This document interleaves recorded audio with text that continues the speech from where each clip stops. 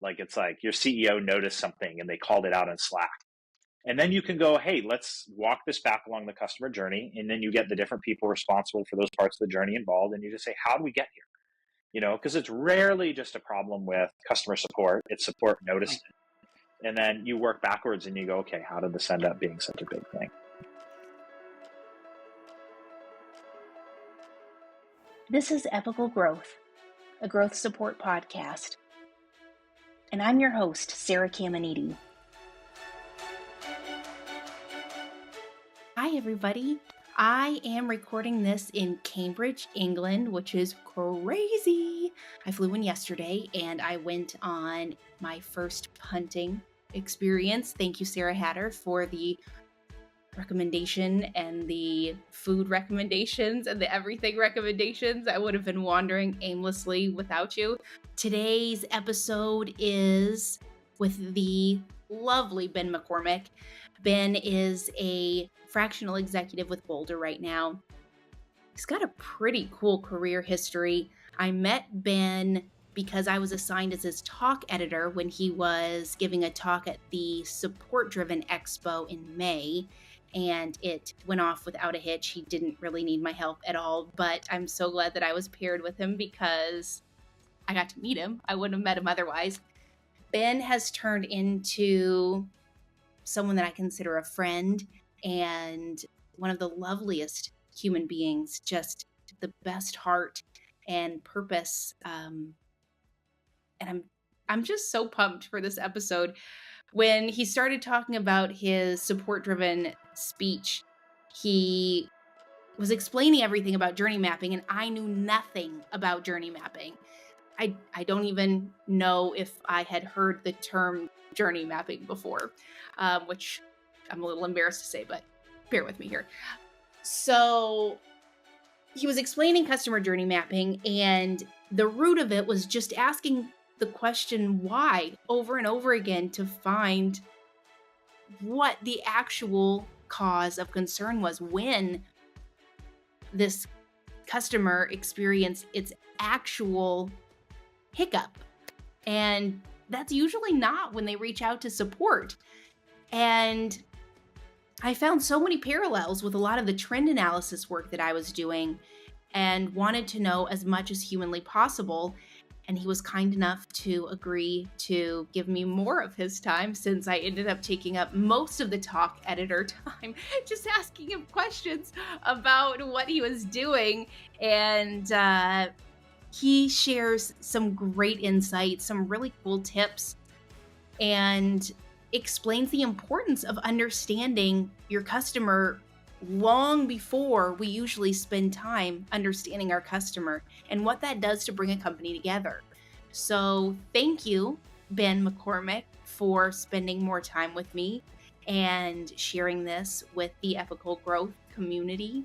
And if you're a new listener, welcome. If you're coming back, yes, I'm so glad that you're here. New listeners, yes, I'm so glad that you're here too. And I can't wait for you to come back for more and more episodes too. But this is a great place to start and enjoy. So without me rambling anymore, here's Ben McCormack explaining the power of customer-centric journey mapping on Epochal Growth, episode 6. What? Enjoy.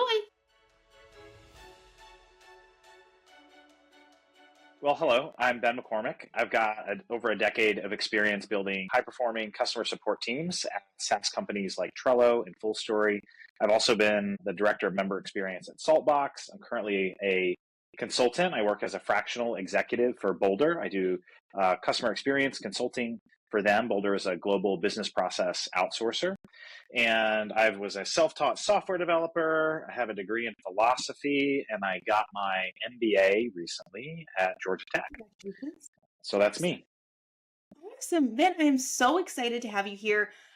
Just for a little bit of context for the listeners, I was connected with Ben through Support Driven. He and I were talking about his talk, and it opened up my eyes to this world of customer journey mapping and what that actually means. And so I was super pumped when Ben agreed to give us some of his time to connect and actually talk about what this is. And so thank you so much, Ben, for being here. And You're welcome. I'm really excited to learn more about customer journey mapping and what it means for the business. But also, before we go into that, I'm very curious about how you found yourself such a resource for this specific space with such a broad history of your career. Like Sure.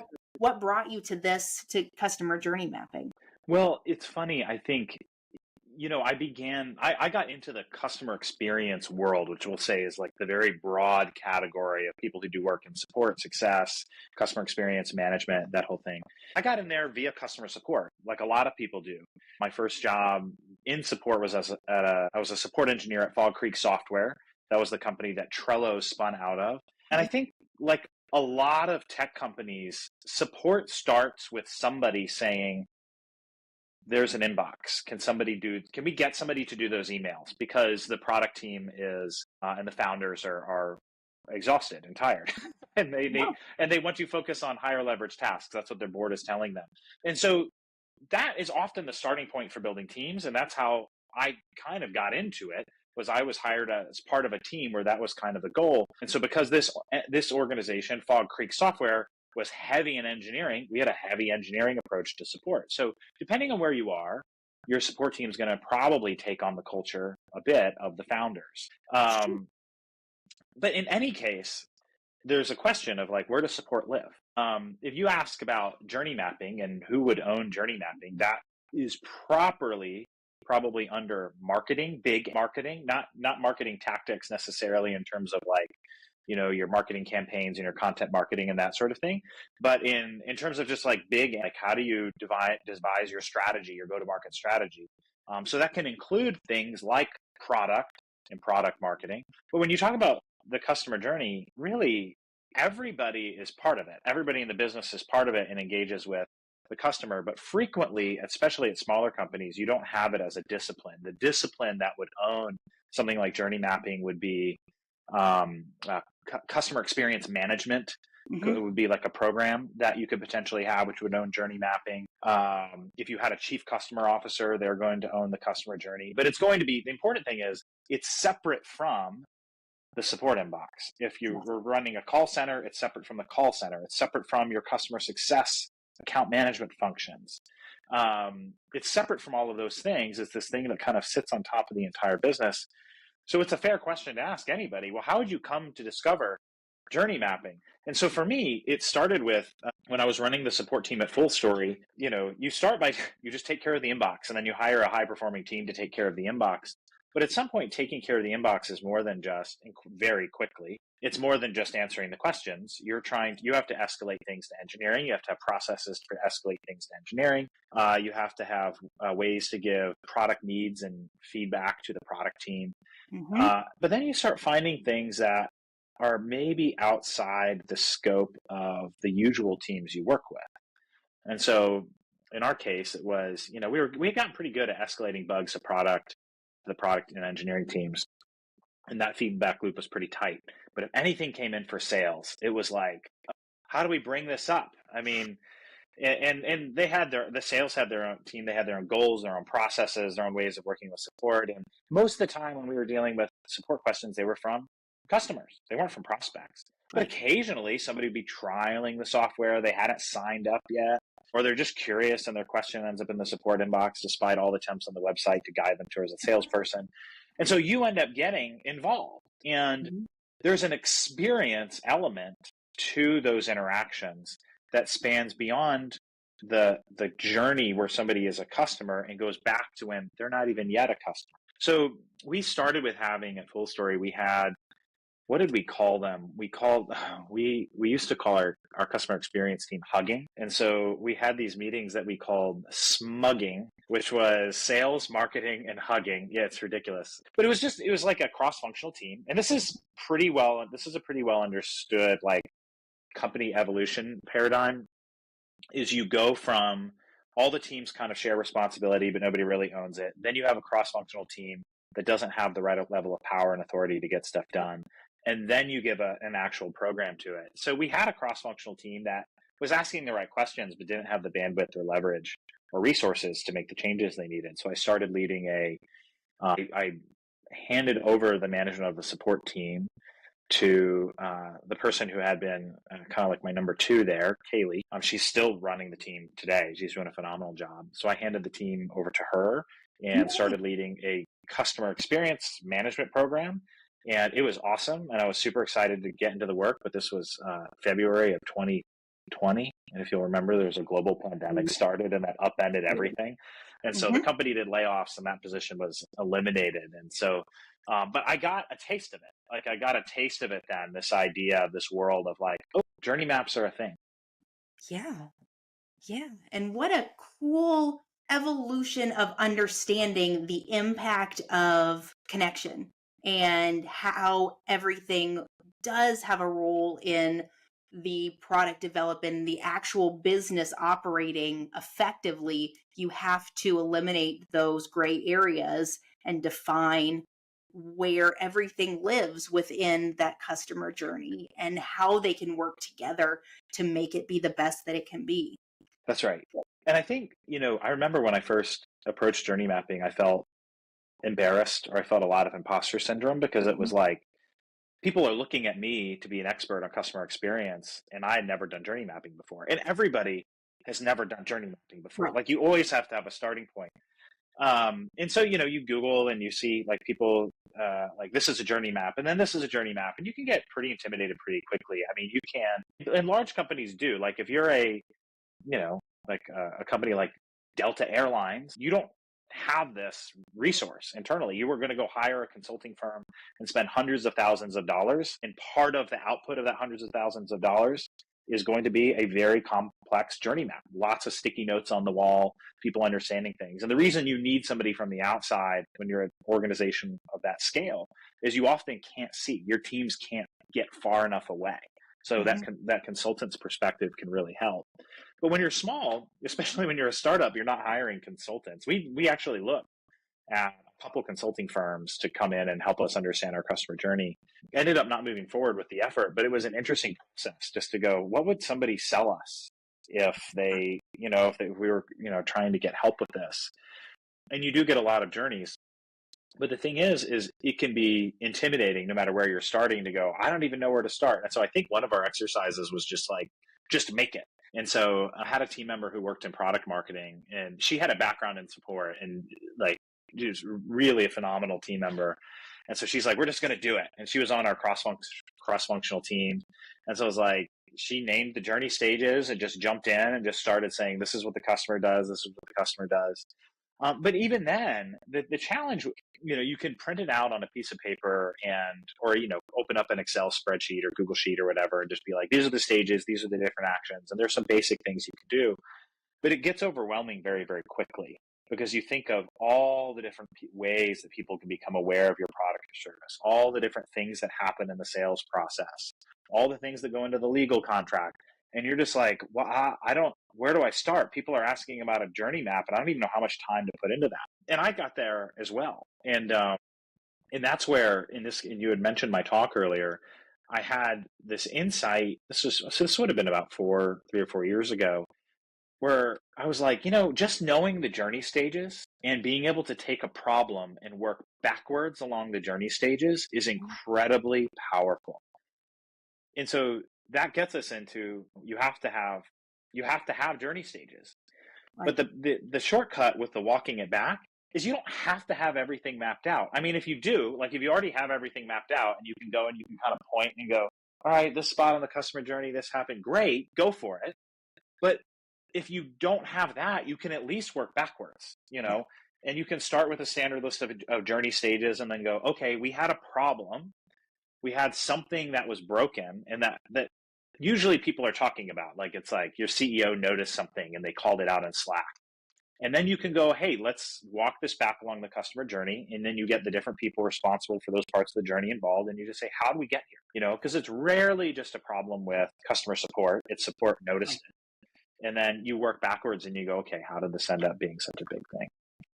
I think that way of thinking is such an important piece to leadership, especially in a startup or in a smaller company, because you have to stop thinking of just this one funnel over here, this one bucket over here. It's like, what is happening either? So if you have like a team member that made a mistake, instead of approaching it in just a black and white, you messed this up. No, okay, let's take a look at why you chose to do it this way. And is there documentation that needs to be updated? Was there a miscommunication? Do we have different speaking, styles to understand what we need to do? And it's asking those questions to ignite conversations that it sounds like journey mapping forces you to do from a business perspective. Yes. I think you're alluding to what I call the 5 whys. I think it might be standard. It's not a thing I came up with. I learned this at Fog Creek. But the 5 whys, which is like, okay, a team member said the wrong thing to a customer. Why? The documentation was wrong. Why was the documentation wrong? Because it hadn't been updated. Why hadn't it been updated? The team doesn't have bandwidth. Why doesn't the team have bandwidth? Because we cut hiring, like all of these kinds of things. And that work is really, really crucial. The added dimension of adding the customer journey on top of that takes you to, like, it's not just within the locus of your team. And you're always, like, when you go backwards on the journey, it's not always, you're not always going to, like, the kind of the boundary is that purchase decision, that step of the journey where the customer goes from being a prospect to actually being a customer. You're not going to take every issue and then go back to your sales team and make big changes. But it is important to ask questions, because you get, like, I had an example at Saltbox. I was doing this process somewhat intuitively. Saltbox is a business that provides, it's like a WeWork for warehouse space. Oh, okay. Like if you need warehouse space, but you need the flexibility to be able to move up and down in space. And then they have different services that help small business owners who need warehouse space run their business. And at the time, Saltbox had a fulfillment offering. They've since closed down their fulfillment offering. But in fulfillment, you would have customers send in their inventory, and then Saltbox would manage it and make sure it all got, so if you had an e-commerce store, a Shopify store, you could just drop your inventory off with Saltbox and Saltbox would run it. And this is pretty standard third-party logistics stuff that you could get anywhere, but we were, trying to figure out our spot in the market. And one of the challenges we had was we had the hardest time onboarding some of our customers. And then we were like, man, and it wasn't even, actually, here's the funny thing. They were successful with us. Like, if you just looked at a journey map, they were paying us. They were happy to be using us. They weren't always like the most knowledgeable customers, but they didn't make any money for us. So we would look at it and be like, we're getting $50 in revenue. And then I would go, what happened? And then so part of that challenge was I didn't have enough resources to onboard everybody that we were saying we were going to need to onboard to meet our goals. So, this is a walk back the customer journey moment. You go, okay, at the renewal stage, we're renewing somebody paying us $50 a month. Would we keep doing that? Probably, if it's not too costly to maintain them. Fine. Okay, work back one step earlier at the success phase. Do we want somebody who's paying us $50 a month to be successful? Yes. Okay. Now you're in the onboarding phase. Do we want to onboard somebody knowing that they're only going to generate $50 a month in revenue? No, we don't. But if you got them, if you sign them, you're going to do it because you want them to have a good experience. You don't want to damage your brand, so you will. So the only way to fix that problem is to go back earlier to the purchase phase. And then you go, would we sign somebody if they're only going to pay $50 a month? No, we're not, because we know it's not worth it at the renewal stage. Right. And then you go back even further. Like, okay, if we're in the education phase and our sales team is doing sales discovery, and they determine that the customer's volume is only going to generate $50 a month worth of revenue for us, then we'll stop there. And then you can go one step further back in the awareness phase and go, are we advertising to the right people? How do they even end up in our funnel? And so that was a problem that, like, there really was nothing I could do at the phases of the journey that I was in control of. In this case, it was the director of member experience, so things would have started mostly in the onboarding phase. So I didn't have anything in my control to prevent that problem, but that was one of the biggest problems impacting our business. So being able to mentally do it, but then if you're trying to share it with somebody else, it's like you're trying to explain why this is an issue. It's like, well, let me draw out for you how I got here. I'm going to do it. I walked backwards, and you can see, like, if you want me to onboard a lot of new members so we can hit our revenue goals, they have to be making money, or else I'm not going to have the resources to meet the onboarding targets that you set for us. And I found that process to be useful. And at this point, it kind of comes intuitively because I've done it a bunch of times. But just being able to know the stages are there, they exist, and it's not about our company's departments. It's about our customer's journey.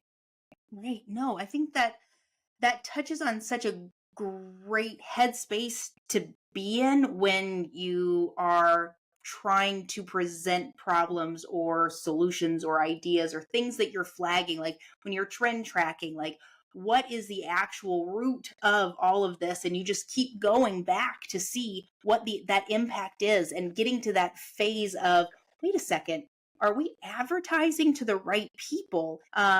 So when do you reach that point though in your company, like journey, if you're starting from the beginning, ground floor, do you enter into building out your company having the journey in the back of your mind, or do you need to wait until you've hit a certain moment to be able to analyze what's actually happening? I mean, I think you can always be doing it. I mean, it's not a costly exercise to, sit there and be like, what are the phases of our journey?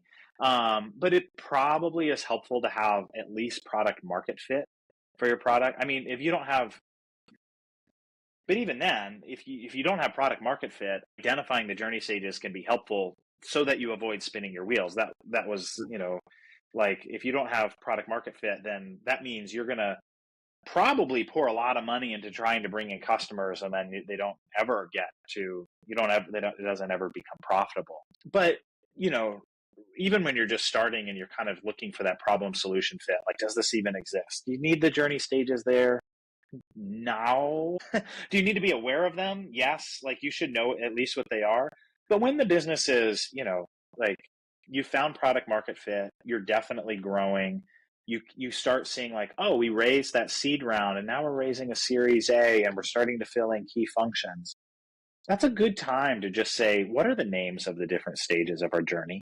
Can we agree on those? Like, you don't have to do a full, get everybody in a room and whiteboard it. You can do that. You don't have to do that. But if you can agree on the names, that can be really powerful. And that's not my idea. That comes from Jean Bliss, the author of Chief Customer Officer 2.0. She talks about the importance of naming your stages and what that does for your company. Because then you say, for example, like in the last example I used, I talked about ad spend.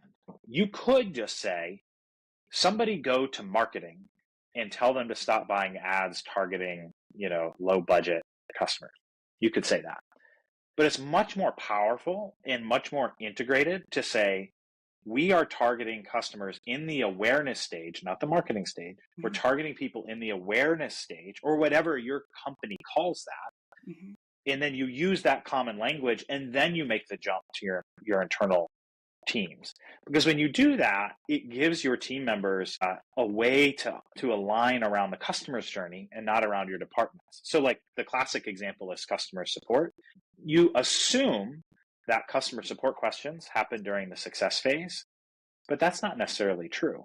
And actually, the times where a customer shows up in phases that are not the success phase are the ones that show you usually that you need clearly defined phases. Because, like, somebody just started, they just signed and they don't know how to get started. You could call that the success phase, but really they're in the onboarding phase. Do you even have an onboarding phase? If you don't, pro tip, you need one. Like, you need something. It's like the best way you can invest in the success of your customers. But then you get into things like, somebody reaches out and they go, we're thinking about canceling. Well, they're in the renewal phase. They've had a break in their loyalty loop. They're thinking about not being a customer anymore. What's your fun? Like, if you recognize that as the renewal phase and not just the success phase gone wrong, it is both of those things. But you might say, do we need to have a specific motion for when this kinds of thing happens? You can go kind of crazy with it. Like, if you try to cancel your cable subscription and call up the cable company, they have literally dedicated departments that handle only this problem. You may decide you don't want to do that, but like that's where that eventually leads. It just gets you to ask the question, where did this ticket come from? This ticket came from somebody who was in oh, they're in the sales. No, sales isn't a phase. Like you want to say sales phase, but they're not selling something. The customer is in the learning, education, whatever you call that phase. You've decided, which means they're learning. Sometimes they're talking to a sales team member, but sometimes they're doing their research online. How does that change how you support them and who they talk to and who needs to make a change? That's really interesting, that split in that phase of what is the customer experience when you do have that, back and forth with an actual salesperson? What is the customer experience when you're gathering information on your own? And how do you identify that when you're trying to support someone? And how do you, Ben? Yeah. Yeah, that's a great question. I think, and this gets into questions about like, how does the company, this is really your sales and marketing teams working together, but it's a whole company effort.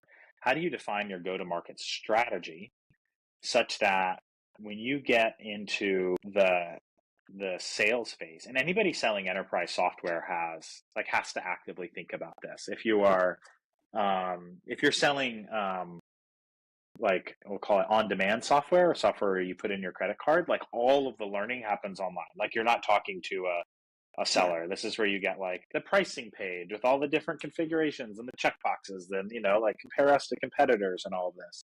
But when you're selling enterprise software where there's project management associated with how this thing is going to get delivered, you really do have to sit down and go, okay, what are we, you have to get outside of your own head. This always happens with even the best salespeople will say this. So I don't think I'm picking on salespeople here.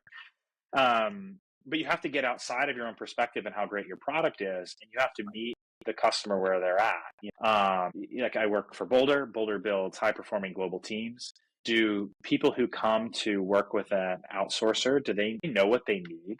Or are they're coming in and they're saying, I heard that I got a contract for 24/5 support and we've got to hire a global team ASAP.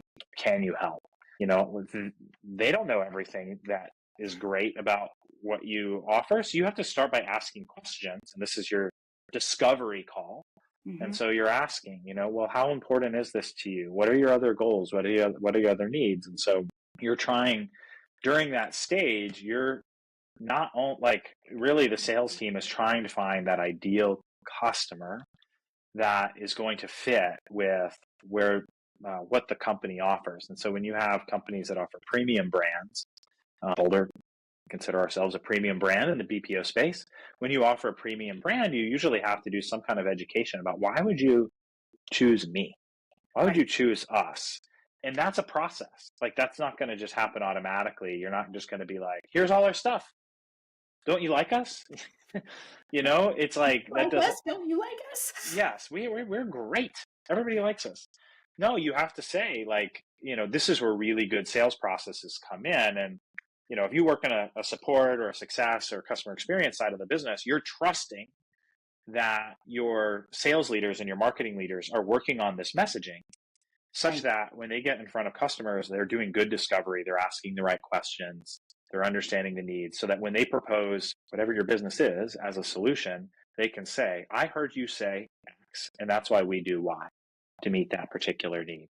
And when that's not happening, and that doesn't happen well, that's where you get the stuff in the in the support inbox or with the success team, where it's like, how do we end up with this customer? Like they said that we promised them X, Y, and Z, and we don't do that, and it's like, well, that's a big problem. Yeah, you got the sale, you're able to report the sale, but you don't actually do what was sold. So that's where that can get out of hand. But you got to do that work, and you got to make sure that what you actually deliver aligns with what you're selling. Now, when you were initially explaining the whole process of journey mapping, I got to thinking about the boundary aspect of things and how having to do this, you actually have to commit to understanding the spaces and the impact that they all have.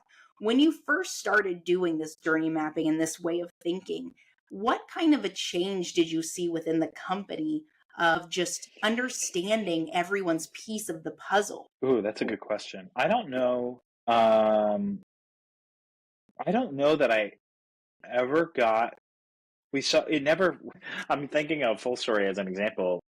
In my time there, and I left there in 2022, we never got to a full understanding of things from the customer's perspective. And we were a really customer focused company, like really, like genuinely cared about the customer. It is so, so hard to get different teams and different departments to align around looking at customers from their perspective. And so we started to see pockets of it, like in our cross-functional team. I would say we got there, like we had our journey stages and we could talk about it. Unless, and I think this is, I'm looking at Gene Bliss's book right here. Highly recommend it. It's good. Even if don't have the title Chief Customer Officer or don't anticipate ever having it, it can be really good because she gets at like the first principles and what you need to be successful. So like in order to do the thing that you're saying, which is like really transform the culture about it, you have to have buy-in at the highest level of the organization that this is how we're going to talk about customers. When we talk about the customer's journey, we're going to use these stages and these names. And then you have the habit of, I was just talking to customer so-and-so who's in the discovery phase or whatever you call it, or they're in the awareness phase. They had just learned about us through a Google search and now they're excited to get started. Like if you can do that at the executive level, then that can start to socialize things and really have change. And so Jean Bliss writes about that in her book. And she has other things that, like really a lot of practical techniques. Like you can have, like back when we had physical offices, you can have customer learning rooms, which is like a literal physical room that people can go into and they're encouraged to have meetings in, where you can see customer stories on the wall and stuff like that. Oh, cool. Yeah. And so there are things like that. I mean, like a classic one is just highlighting customer stories at company all hands meetings. That's not necessarily putting a focus on the journey map, but it is putting a focus on the customer. And I know Full Story did that. Boldr does that sort of thing. That's really good work. Oh, and I can say like a thing I'm working on with Boldr is we're doing an exercise like this. It's not a journey mapping exercise, so to speak, although I'm making a map as I go. It is like hey, how does this all work? How do all of our processes work? Because all of our teams are very high functioning and they're getting the job done. But in terms of how do we explain all this, that's hard. And so like it's one of those things, it seems obvious, but it's like, no, there are actually very few people who understand end to end how everything works. But your customers will understand how everything works because they're living through it. So don't let them be the only ones. Yeah, that's a great point. No, that's a really good point. As a support leader, what really struck a chord when you were first explaining this to me was the stage when you're leading a team, when you're able to have that high functioning team handling the day-to-day and you're able to look at the bigger picture of the support experience and you're analyzing the data. You are asking those why questions to identify the trends and really see the root cause of the struggle that caused someone to need to reach out. That is so well connected with the journey mapping, but that is that typically like phase one of a company deciding to move forward with the journey mapping? Is it like understanding, okay, we've got all this data on trends. Now let's see like where this actually is happening, or like how does that all come into fruition? Yeah, I'll just say this, if you are working at a startup between 1 and 500 people and you're leading a support team, if your customer doesn't already have the journey map, you're probably going to be the one to bring it up.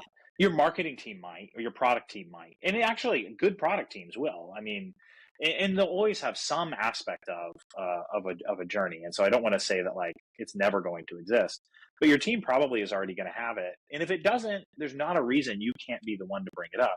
For me, I think it was in the context of coaching calls that I found reaching for a journey map was the most helpful. Because, a lot of times when we're doing coaching conversations with our team members and they're, how's your week going? Let's look at some tickets together. I got this ticket. It was really frustrating. Sales is just like, man. And you look at the ticket from sales and you see how like, man, they really dropped the ball. Like they just like our team prides itself on delivering an outstanding experience and appropriate SLA and, with the right information. And the seller just didn't even bother to respond in Zendesk. And then the customer kept asking and we had it and so you're like commiserating with your team member in this kind of coaching call. And you go, well, how do we understand it? Like, how do we actually understand what's happening? Because if you start barking up that tree with their manager, the salesperson's manager, um, you get frustrated there too, because you're Yeah. like, well, it seems like their manager doesn't really care. Their head of sales doesn't really care. And the CEO is actually really happy with what the sales team is doing. And doesn't anybody care about customer experience here? And you kind of get that. But then by mapping it out, you go, well, what was happening in that phase? Now, maybe it's true. You don't want to deliver a bad experience to anybody because that does negatively affect your brand. This is why, Of like, course.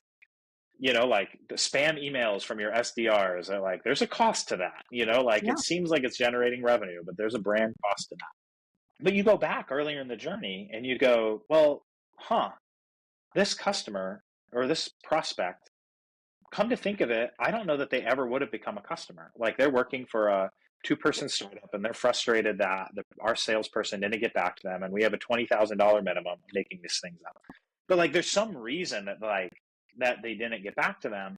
And then you go, well, our salespeople are incentivized to provide like outstanding service to the people that they think are going to be the best fit, like that they've qualified. So this person wasn't qualified, and that's why, like, oh, can't we can understand why they maybe didn't prioritize that. Now there might still be things that you do because you are advocating for the overall experience and you're protecting the brand.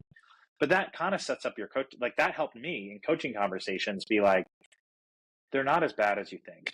The people on the other side of the business they're working for the same team. Right. Well, I think that goes back to just shifting your mindset of we're all doing our best. Let's try to understand the why behind these choices that they're making and see how they align in their picture. It is what a support professional does on a daily basis when they're talking to customers. It's Right. just often a hard thing to do when you're thinking about others within the business to take yourself out of it. And remember, not everybody has the same mindset or skill set that you have. Let's think about the salesperson and what their journey is like and what their headspace is when they were seeing this ticket. And that's exactly what you just explained. It's figuring out that why behind the choice, Yes, that's right. which is so cool and it's so valuable. I mean, that is how you can create a unit within your company, not teams, like an actual well understood portive unit to bring about change for the customer and understand the choices that everyone's making. That's right. And I think, when you're positioning yourself to, whether you're on the executive leadership team or you're working with the executive leadership team, and you're saying, why work with me as a support leader? And you can bring that awareness, say, hey, tell me about how you understand the journey from the customer's perspective. You're working with an early stage startup and it's like, well, we have the marketing team doing this. And it's like, okay, how do you name the stages? And it's not to use it as a cudgel to beat over the heads of your coworkers. Sure. It's not that. It's like, hey, this can actually be a really powerful device. And so if you can provide that leadership to your colleagues to say, let's agree on what the stages are. Let's talk about our customers in terms of stages, and then the stages they're in, not in terms of our team. That's really powerful. That's a really powerful tool for your executive team, for your CEO to go out and drive revenue. Because we don't think of it like this, but if you can align, it should be obvious, but if you can align around what customers care about and value, that's where you get revenue. And so anything that gets in the way of that, and us focusing on our own teams and our own teams' goals, individual functions goals, gets in the way of value for customers. So this has a real potential to unlock real value for our companies. What a great service you're providing. And I love that you're teaching folks within the support community about what this means and how they can utilize it, even like on a smaller scale, but bigger scale as well, to start to push this change within their company. And I think that this could be it could be one of those moments within startups when it forces everyone to just reflect a second Yeah. and pause and see what the purpose of the company is, and that could be the start of change. And the thing about it is the reason I like these conversations, but also these techniques and devices is that they're really low cost with really high impact. So these are things with a lot of leverage. When you align on stage names, you'll actually find a little bit of resistance to that. Like that's something that you've got to decide on and people have to do. Like if you're going to have a company meeting, the CEO has to set the example and refer to things by journey names, stages in the customer journey, talk about things from the client's perspective. But actually doing that costs nothing. It's just like a behavioral change. So it's actually costs next to nothing. You have to learn it. Yes, you do have to do that. But the value is you're aligned around the customer. You're not just saying, and here's the thing, every small startup is going to say they're obsessed with the customer, and they're going to be true. And the reason it's true is because you're small. It's easy. If you're a team of 4 people or 8 people or 10 people or 20, like you can yell across the room or Slack, like everybody can pounce and just, you're providing a great experience. It's as you grow, you've got to figure out how to stay aligned. And that's the whole thing about growth, is trying to stay aligned. And of course, we want to stay aligned to hit OKRs and all this stuff, but are we staying aligned to really care about customers? It's like, if you can start even while you're small, if you were to pick up, Chief Customer Officer 2.0, if you can just implement some of those techniques and make those part of the company culture, like you highlight customer stories, you talk in terms of the journey stages that the customers use, you put things into customers' perspectives, you translate things in terms of customer value, not in terms of the dollars they're paying, but in terms of how much value they're receiving. All of those things drive the kinds of cultural change at your company that ultimately will help align the entire company around customers and what they care about. So important. That's the foundational work that you have to commit to doing and following through, because otherwise it's the actions speak louder than words thing. And you can say you're customer obsessed all day long, and the reality of it could be very different if no one really is aligned on what the actual purpose of this customer journey is. That's right. Awesome. Well, I like to end, even though I really feel like I could force you and hold you hostage for like another 2 hours to talk about this. But we'll, I'm excited to just kind of reflect on this and think about how I can utilize this in my day to day and in future endeavors. This was so valuable. Thank you, Ben. And you're welcome. I am super pumped to hear how everybody takes the talk that you're going to give at the Support Driven Expo. But before we end, I do like to end my calls with an opportunity to let you share what era you're in or what era you see yourself moving into. And I'm really curious. I saw that. You had epic was the word. What epic are you in? I don't know which word I would use, but I would say I'm still in an era of rest or sabbatical. I'm working, but I'm working fractionally. I'm working half-time for Boldr right now. And I would say I'm trying to discern what's next, but it's like I'm really fuzzy about that. Yeah. So I've been a customer support leader. I've worked as a technical program manager. I've done all these, a ton of different things. And my brain is just like, I could do anything. I could do everything. That's where I am. And so that ends up being a challenge for me, because I want to, it's like, so today we've been talking about customer experience. Sure. Yeah. Let me go do customer experience full time. I love that. But then I get talking about lots of other things, in different areas of work, and I get excited about that too. So for me, it's trying to, discern what am I really called to do. I'm hitting squarely into midlife, and so I get to kind of be thoughtful about that and go, wow.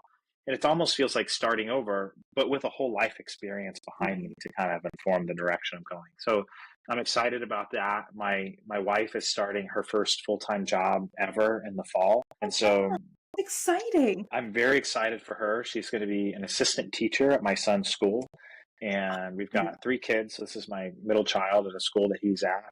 But it's going to be a big change for our family. I have two adults working. And so just trying to figure out how do we get through that without, like, while maintaining what's really important. While maintaining what's really important is probably, that's part of this period of discernment and rest and sabbatical that I'm in, is kind of being like, because I would say her finding that opportunity and us committing to it happened because we were in this period Yeah.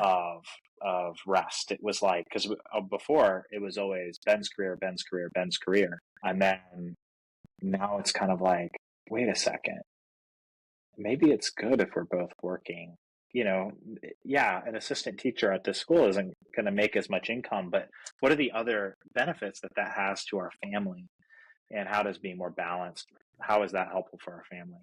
And so I guess that's the era I'm in, is trying to discern that sort of thing. So if any of your listeners have have thoughts for me or want to reach out or ideas or feedback, because I'm open to any guidance, to any advice, and just because I'm feeling kind of blind, kind of in the dark, but it's good. I'm in a good spot.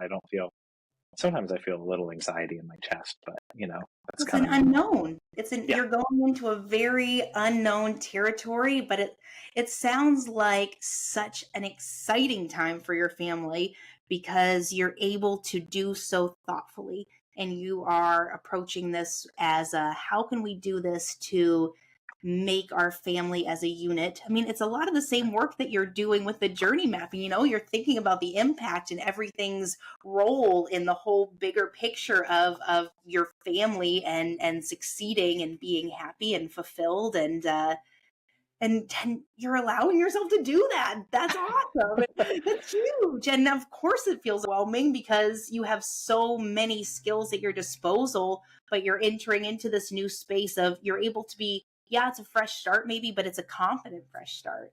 You're Mm-hmm. secure in yourself, you're secure in your abilities, and you're able to articulate that when you decide what area, corner, space you want to explore. And so congratulations, that's fantastic. Thank you very much. Appreciate that. Of course, of course. And you've also got 2 newsletters that you unleash into the world, and Yes. that's awesome as well. What a time commitment though for you too. When is this rest happening? Well, my newsletters have been the one to take a hit lately. That's been the thing that I've deprioritized. Part of it is just like my kids have gotten all into, like, it was just like the spring sports and Cub Scouts, Oh, and I joined a men's softball team for nice. reasons. It was good. I can still do it, but I'm like, man, it's a lot different than when I was in high school. And but those kinds of things took away from my writing. But the thing, I love writing, and I think writing has a really beautiful clarifying function to it. And if you want to work through thoughts to have them be clear so that you understand them and they can be teachable, try writing about them. It's hard. It's hard, but I've been doing it for so long, it's become relatively easy. So like, I just, on my customers, etc. Substack, I just published one on, it was something I wrote for Boldr. It was about 4 common outsourcing mistakes, and it was easy. They loved it. Like the Boldr, the content this was my first content piece for them. I was like, I write a newsletter. I'll do content that I publish on your blog. And so we published it there, and then I put it in my newsletter. But I was like, this is easy because it's just, I can see things from first principles and write and take things I've observed and distill it into a story. And so once I get going, it's okay. It's about finding the time to get something going. That's been the challenge. And then lately I felt, I was like, I really wanted to write about more spiritual things because I'm Catholic, and that's a big part of my life. And so I started another one that I called Ora Etc. So I have a customer, etc., and then I have Ora Etc. That's the Latin word for prayer. And so I just, so I started putting some thoughts in there. And that one's got 1 post and another one baking. And I'm hoping to have, because I kept having things that I was like, I want to write about this. Where do I put it? It's like, this isn't in my customers, etc. newsletter. I had a couple people be like, publish whatever you want. It's your own. And I'm like, I don't know. Like the MBA inside of me is like, you've got customer segments and you got to think about your segments and stuff like that. So I was like, I'll segment this out a little bit. Yeah, that's the first step. Like now you've taken that weight off of you. You have a space for it. So when you feel like you need to spend time to share what it is that you want to talk about in different ways with customers or with Aura, like you have space. You can explore that, which is really, really great. Yeah, that's exactly it. This is a place I can put things. Even if I just draft the idea and I don't publish it, it gives me a place to go get those thoughts out. And it's been very helpful for that. I'm just so excited for you, Ben. You've got a lot of cool things happening. You're thinking about things in a very purposeful way.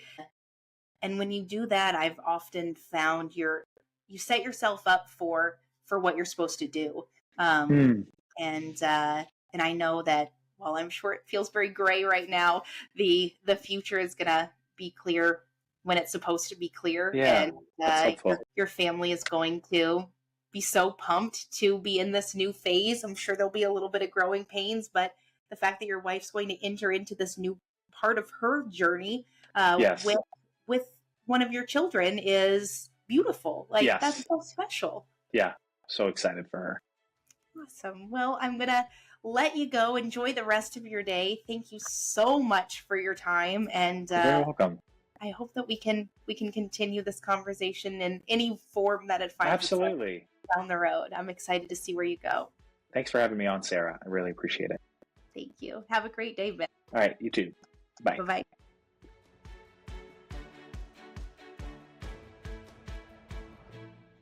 And that's another episode of Epochal Growth. If you haven't had a chance to subscribe, please subscribe to Apple Podcasts, Spotify Podcasts, and you can also find us and subscribe on Growth Support's YouTube page. New episodes are coming every Tuesday. I am Sarah Caminiti. Thank you so much for spending this time with me.